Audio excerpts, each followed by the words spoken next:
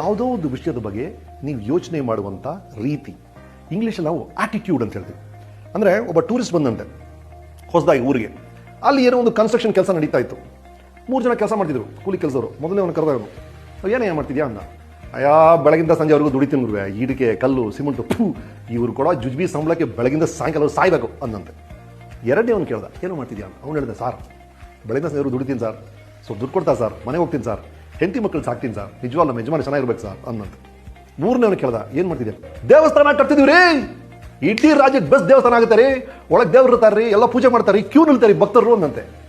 ಮಾಡ್ತಿರೋದು ಅದೇ ಕೆಲಸ. ಒಬ್ಬ ಗೊಣಗ್ತಾ ಕೊರಗ್ತಾ ಅವ್ನ ಕೆಲಸದ ಬಗ್ಗೆನೇ ಒಂದು ಕಂಪ್ಲೇಂಟು. ಇನ್ನೊಬ್ಬನಿಗೆ ಅಟ್ಲೀಸ್ಟ್ ಒಂದು ಗ್ರಾಟಿಟ್ಯೂಡ್ ಇದೆ. ಅಯ್ಯೋ, ನಾನು ಇದನ್ನು ಸಂಪಾದನೆ ಮಾಡ್ತಿದ್ದೀನಿ, ನನ್ನ ಜೀವನ ಇದರಿಂದ ನಡೀತಾ ಇದೆ ಅಂತ ಒಂದು ಥ್ಯಾಂಕ್ಸ್ ಇದೆ. ಆದರೆ 3ನೇ ಅವನಿಗೆ ಅದು ದೇವಸ್ಥಾನ, ಅದು ಬರೀ ಕೆಲಸ ಅಲ್ಲ. ಹಾಗಾಗಿ ನೀವು ಮಾಡುವಂಥ ಕೆಲಸವನ್ನ ನೀವು ಹೇಗೆ ನೋಡ್ತೀರಿ ಅನ್ನೋದು ಬಹಳ ಬಹಳ ಮುಖ್ಯ ಆಗುತ್ತೆ.